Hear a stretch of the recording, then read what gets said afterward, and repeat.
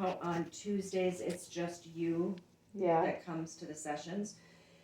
What I was thinking of is that being that Anne is going to be a big support, Mom's gonna be a big support, working towards reunification. Yeah. I'd like to bring her in twice a month to have her with your sessions, so that That's you what can. Kyler was saying, just bring her in during them sessions, she's not here. Right, so I don't wanna have her here for all of them, because I still wanna help you be independent as far as your parenting skills. But being that Anne's living at the house and she'll be with the kids, if she can be exposed to the same things we're learning, and then also learn how to support you, because we don't want mom to take over, and because you're a parent, you're mom. We don't want grandma to take over parenting. Poor Tony's sicker than sick now. Oh, really? So what we can do then is, starting in November, I want to bring it up to the team at our team meeting, but I wanted to see what you guys thought about it first. Sounds good. You have any thoughts on it, Kelly? If she's willing to come to it, one of the things we're doing with her lawyer is she can either, I mean, it's a little bit different because she's in Chippewa and she's got to come clear to Eau Claire like for the meeting you're talking about. So what we suggested to her, because we're paying her big bucks, for this stuff, is Anne's a little closer to the meeting, but she can do the video. She even did our last court meeting. She did video. Your attorney? Yeah. Okay. So I mean, if she can come here, that's fine. If not, I don't know if a video thing might be possible. Well, I'm not talking about the attorney. I'm talking about your mother-in-law. Yeah, but I'm just saying, this is one of the things we're doing with her. So it could be done with Anne also. Have Anne via video? Well, she's closer than our attorney is, so maybe she could just come. But if she can't come for some reason, maybe video. And then the third thing that we're doing with our attorney is, if she can't make it video, then when we have these team meetings, they do notes. So we're gonna ask her to review the notes and then give feedback. Okay. So just some other ideas in case she can't be there for some reason. Yep, and that's good that you'll bring that up at the team meeting. So as far as the attorney is, but as far as Anne, yeah, that's we wouldn't do a video. We would want, if she's not here, she's not here. Right. Because this is really hands-on, and when I give you guys your printouts and stuff, I'd like you to bring them home so that she can see what we're also learning. But even if she couldn't make it, if you did want to keep her in the loop, I don't know if you have notes they do at the meeting type of thing. Nope, I would say that if she can't make it, she can't make it, and because what I want to do is I want to, in real time, in real situations, have grandma come in and help support Sam. What if she's sick though?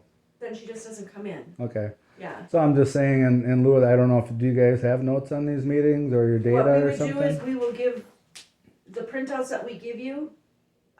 Because I know you said that you like videos. We also do the 3 modalities. I like some videos. Yep, the videos. Some are better than others. Yep, but we do, for parent ed, we do videos, written, verbal. Those are the 3 modalities. Everybody picks up different things. Right. So if Anne can make it, great. It would be set as a schedule, Sam. It would be, every other session, because I still want you to have a session on your own. I like seeing your independence and your confidence in parenting. And then also, it will also help with, I'm sure Anne wants to see the kids. That brings up another good question too, even for Sam, if the weather gets bad, do you guys ever do cancellations? Absolutely. If the weather's bad and Sam, you don't feel comfortable driving, I just ask that you get a hold of me in the morning, or it's. Look on the weather forecast. If we find out the night before that they're predicting a snowstorm and we're worried about it, I don't ever want you to risk yourself driving. Either you too, Kelly. I suppose that just tacks it on to the end.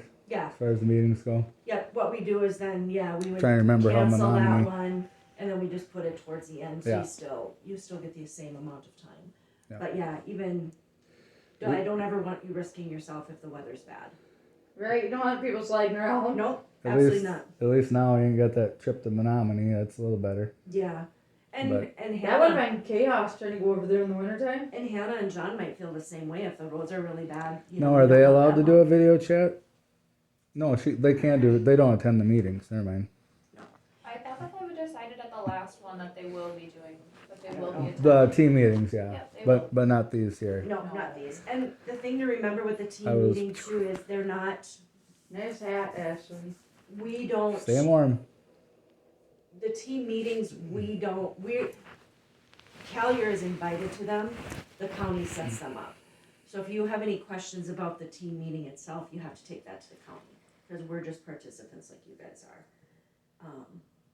Yeah. So that's what I wanted to talk and see if you guys, what your thoughts were having and come, and we have to get, I'll bring it up next week, see what if the team says, yeah, let's do it, then we'll go ahead and start in November. We'll see if the team has any objections to it, if they don't think it's a good idea, then of course we won't move forward, so with that. But I personally think it would be good, because you guys are a family unit, and, I hate to have you.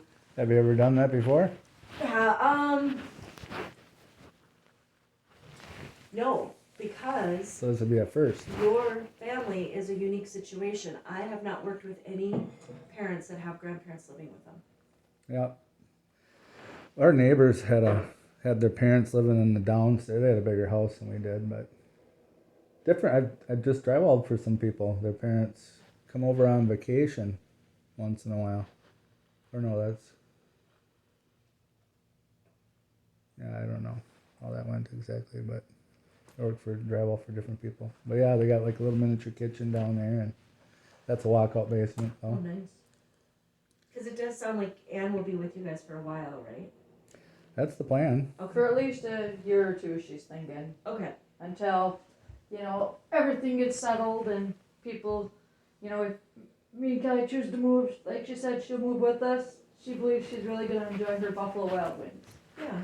She said that's been one of her favorite types of gigs her whole life. Prep work and stuff like that.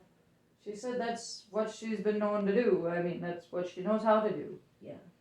I wouldn't, if and when your mom comes, I wouldn't be taking data on her or anything like that. She would just be here to support you. Just kind of listen in And support you with the kids and help, and really I'm going to encourage that you take the lead as a parent and not let grandma do it. And Kendra and Kylie seem to be open to the idea, at least they're thinking about it, so that's my plan next week, because I want to set you guys up for success. Is your supervisor, would she have some input to that too as well? As far as Ann coming? It would be up to me as my recommendation, being supervisor of the program here, and so that would be my recommendation. Oh, okay. Yeah, Like no. your supervisor wouldn't have any say so in it though? Well, she would, but she doesn't have any objection to it. Oh, she don't? No, Oh, good. not at all. Cool. Yeah, I think it would be moving forward. I think that's good. We're helping to support. Oh, I gotta turn this off. She does like to do sometimes. The only reason why I'm leaving mine on just in case that Dollar General comes. Okay, good. So, if it's okay with you, I'm gonna put an okay to bring that up at the team meeting.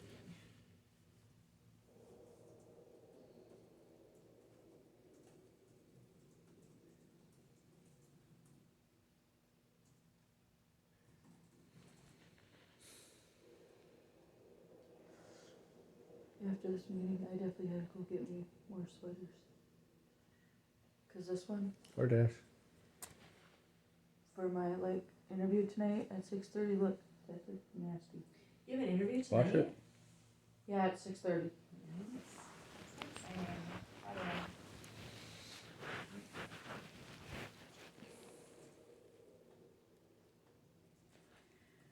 Which place is that one for? Cold Stone. Okay.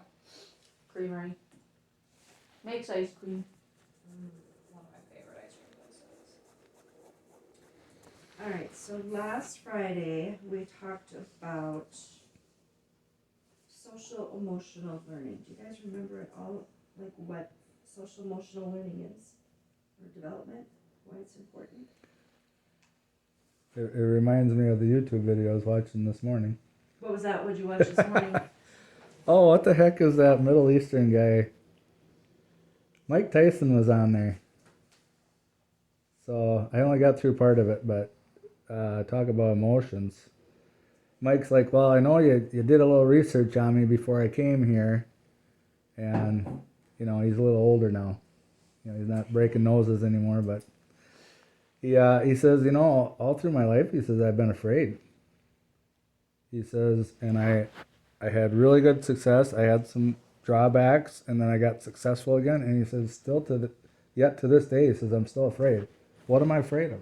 And this guy is some kind of a, whatever you call him, yoga type of guy, you know. He started explaining to him. He says there's nothing out in the world that's gonna kind of get you or whatever. He says it all starts inside of here. So I just got through part of the video. But Interesting. yeah, it's very interesting. Yeah, he's, you know, he says it's, you know, you can't control anybody. This is the only guy right here, 100% that you can do. Yeah. And he says it's not like, you know, the world will give you a lot of excuses and stuff, but yeah, so it's a lot of, I'm into that philosophical type stuff. So in relation to Johnny and Tiffany, being that they're not adults, what would social emotional learning, just kind of reviewing what we learned on Friday. Do you remember, Sam, what it is or why it's important?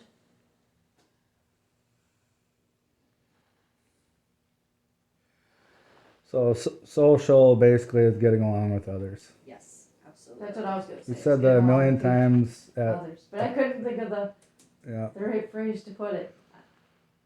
So Yep, how we relate to others. How Well, we it's Monday manage our morning, you're making my emotions. brain think. How we express our emotions, how we identify them. And remember with, especially like Tiffy and Johnny, that they're so young right now, they got lots of big emotions. They're learning how to interact with each other, how to deal with frustrations, or, I thought it was interesting, Friday, one of the notes I jotted down was, Johnny had asked you to do something, Sam, I don't have my thing in here. And he asked you twice, and I think you were busy doing something, and do you remember what he told you he was gonna do? I'm gonna slap you. He says, I'm gonna slap you. Yep, to get your attention, wasn't it? Yeah, so he was trying to get a need met, and for whatever reason, you weren't able to do it in his timeline or what he wanted. And that was his go-to, and it was aggression. So it's interesting to see, like, he had a need, it wasn't being met, I'm gonna do whatever I gotta do to get that need met. And that was his go-to, he was gonna slap you. You do remember that? Yeah. Like that even hurt anyway, but it's just funny listening to him. I'm gonna slap you. Right. However, though, think about it. What they're doing now, this is the foundation. Now, would you want him doing that 10 years from now? No. No, walking up to you, and maybe he wants something, and he's gonna resort to hitting you to get his need met. And then I think. But I mean, their wording when they're so little. I'm gonna slap. So Kelly, I noticed you kind of thought that was funny. What was going through your head about that? and Tiffy too. She does a similar thing. Mm-hmm. Because, and I think for her part of it is she don't know how to verbalize. Right. So what other recourse does she have? You know, and then we're always trying to transition that into, you know, because she'll come over and smack, and they're like, no, that hurts, and you know, rub it, make it better, but. Do you think, and I like that you do that, I've seen you do that, that does hurt, or say you're sorry.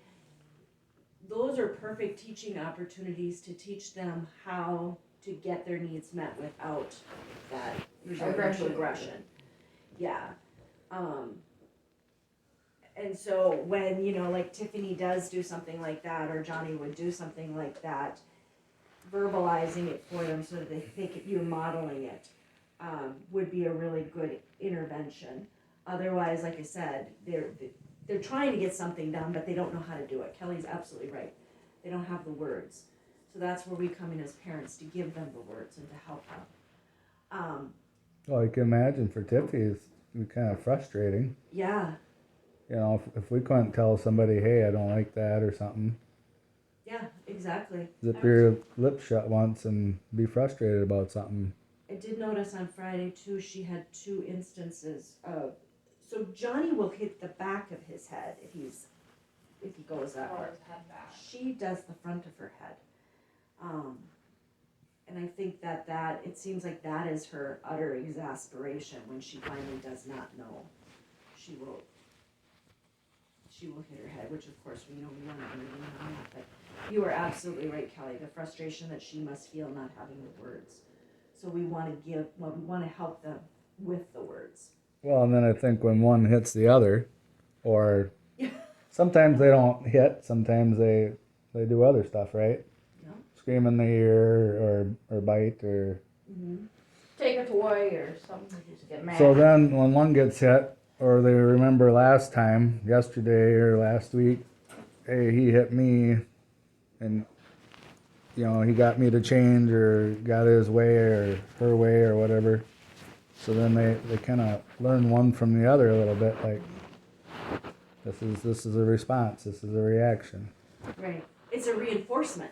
So if Johnny if Johnny hits Tiffany or whatever, if one hits one, right? Yeah, To get a toy, and mom and dad don't intervene, and they get the toy, they're getting reinforced. Yep. I can do this yeah. to get this result. And they also remember he smacked me, so now I can smack him, Right. get him back or whatever. Absolutely. Absolutely. So what we want to do is remember that this is a foundation. What they're going through now, we want to teach them the right way, because I guarantee you, and Kelly, you know this as well as I do, having older kids, if you don't help when they're younger, those behaviors will go into adulthood or go into teenage, you know. And that's just part of just growing up. They just don't have the words. They just don't know. And they know what they want. So I was just talking about this weekend with regards to my own child too. They know exactly what they're saying. And imagine speaking gibberish to somebody and that you know exactly what you were trying to say. I need this, like I'm hungry, give me food. And you can't, they are not understanding. So they're giving you everything else in the world, but not the thing that you're saying that you need. It would be so frustrating. So frustrating. So even like, you know, we talk about that negative reinforcement. If I hit, I can get this. You know, I'm getting a payback. We also want to identify those positive things that they're doing and praise them for that. So if Johnny shares a toy with Tiffany, or Tiffany asks for a toy and Johnny shares it, Sans, what's one thing you could say? Thank you, Johnny. For what? Sharing that toy or sharing. Yeah. Be specific so he knows what you're saying. You know, I hear, Kelly, you praise the kids a lot. Good job, good boy. You are very good with praise. I've been getting better with it too. Yep, you have too. Yep. Being specific with what that praise is for, so that they do get that, we call them a positive, that intrinsic value, that inside makes me feel good. When I do this, mom and dad praise me for it, and being specific. You guys also last week introduced feeling words. I heard Kelly and Sam do it. Really good, just in conversation or playing. I heard you, Kelly, mention mad, identifying a feeling of mad, and I heard you identify a feeling of happy. So keep doing that, labeling those emotions. Yeah, and if you can get them some relief, Yeah. you know, like maybe bump them from mad to up to frustrated somehow, gradually come out of it. Yeah. Come out of that. It could be a slow process, but progress, you know. Right, and they can't label their feelings until we help them identify what they are. Another important thing is for children is routine. That helps them know what to expect next. Sam, you mentioned that you were bored. Is that a comfortable feeling to have? No.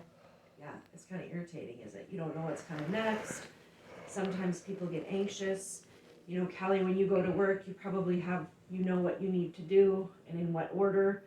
You're flexible, I'm sure, enough as an adult to know that some things are going to come up and they're going to change and you have to adapt to them. However, the children, routine is very important in their life, such as, you know, I think about when kids get up in the morning, you know, diapers are changed, teeth are brushed, breakfast is eaten, we get dressed, you know, that's a routine that they have. Think about when they come here, what kind of routines have you guys implemented? What have you done that's been a routine? Right here, right here. When it's time to eat. You guys, you have a routine of like a breakfast. Yep. When they come in, they know that those kids always know that there's gonna be something to eat. They know where the cooler is, they know the high chair when it comes in, that's a routine. You also have implemented somewhat of a routine of when it's time to go, it's time to clean up, or it's time to clean up and then it's time to go. Those things are important so that they know what to expect. Giving them enough warning ahead of time too, of, you know, I've heard you guys say, you know, it's gonna be time to go soon, you're gonna see Mama Hannah, it's time to clean up, and then they know what's coming next.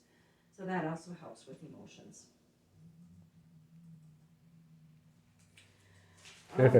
Yeah, if we didn't have a routine, we wouldn't make it to work or Exactly. be a little chaotic. There are some things that are like my, and there's a lot of things that are routine, but some things, like when I was a kid, I was around Tony's age, a little older, but I used to get piano lessons, and one of the things my teacher told me was, he says, you know, when you're practicing your music and stuff, he says a good time to do it is when you feel like doing it. You know, if you're wanting to do it, if you're in the mood to do it, if you're happy or excited to go do it, he says that's a good time to go do it. You know, on the music, on that end of things, you know. So just another little nuance to life, you know. But yeah, I mean, you get up, you know, brush your teeth, and you know, you gotta have some of that stuff's got to be routine too. Well, we're preparing them for school. You know, when the kids go to school, when they get to school, it's not a free-for-all. They have a schedule and a routine, and kids know what to expect. At school, yeah. Yeah, at school they do. And work. I've never been one, my own personal is I've never been one for rigid routines in the home because things do change. However, you know, not when I say rigid, like 7 o'clock, we're gonna have breakfast, and 7:20 we're gonna brush our teeth. You know, I think that as parents we need to be a little flexible. That sometimes, you know, kind of a general. We're gonna get up, we're gonna have breakfast, we're gonna get dressed, we're gonna brush our teeth. But just knowing instead of time wise for kids, just knowing task wise. What do we have to do to start our day? Or when they come in here, one of the things that some behaviorists impose it, I won't say, I think by 9:15 you should be done with snack. You know what, sometimes eat a little slower, sometimes eat a little faster. You have to be flexible, you know your kids. Yeah. But just having that routine of, even when they come in here, we have snack, we have clean up, we play.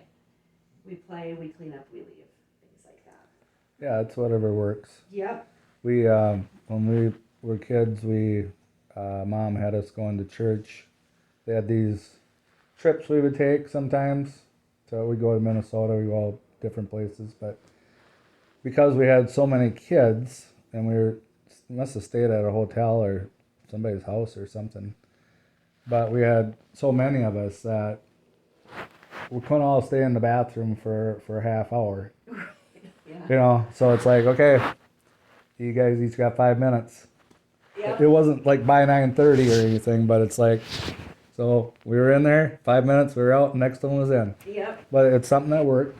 We got it done. Because it was a need. Your mom saw what needed to happen, and she imposed it. Yep. And then we made freaking big snowballs and we're throwing them off top of the building at each other. And then one time I took off running to catch the teacher, the catechism teacher or whatever he was when we were kids, and I caught up to him, but I ran out of breath. Well, then he got me. once you're out of air. Did you go to Catholic school? Oh yeah, yeah, I know. confirmed and all that jazz. That's how I was brought up. I got some few different beliefs now that I'm older and stuff, but And they're pretty regimented and strict, right? well, they've got different things going on, you know, like confession and this and that, and not all religions are the same. Right. So So I printed out just some things to remember, you know, some ideas that we can do for social emotional learning for our children. Remember, Tiffany is at the age of parallel play. Sam, do you remember what it was? Because she had a perfect example. Like with her baby dolls, or she'd sit next to me and sit next to her. Yes, perfect. You guys, yep.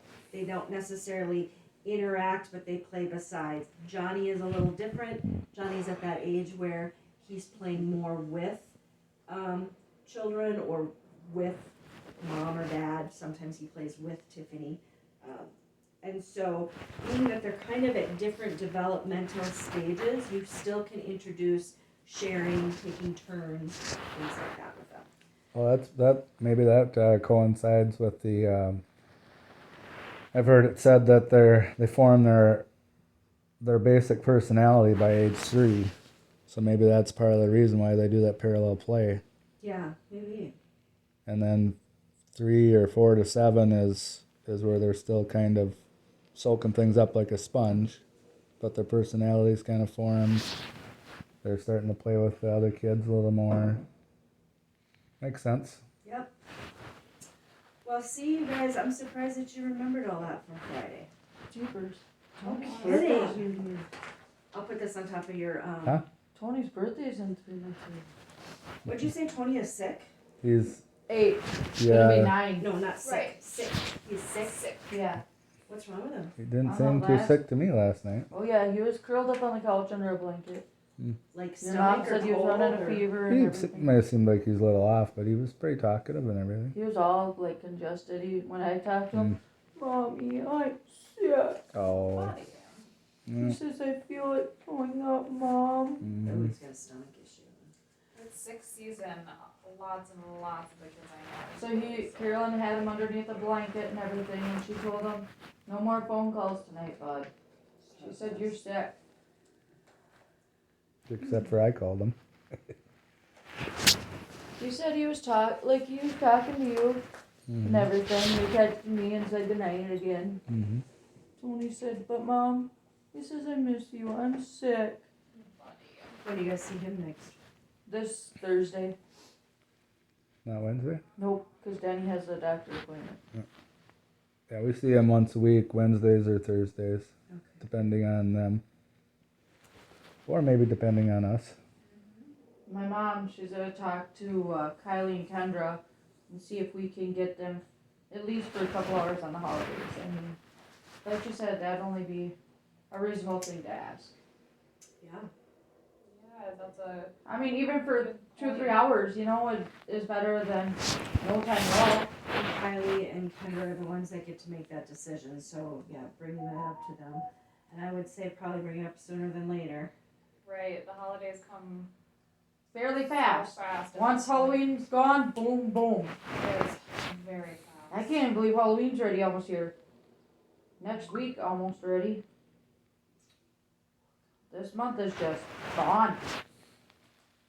Alright, so now we're going to, I talked about different developmental milestones. So there's also one called cognitive, and that's the way that we think. It's how our brain develops. So Tiffany is 2.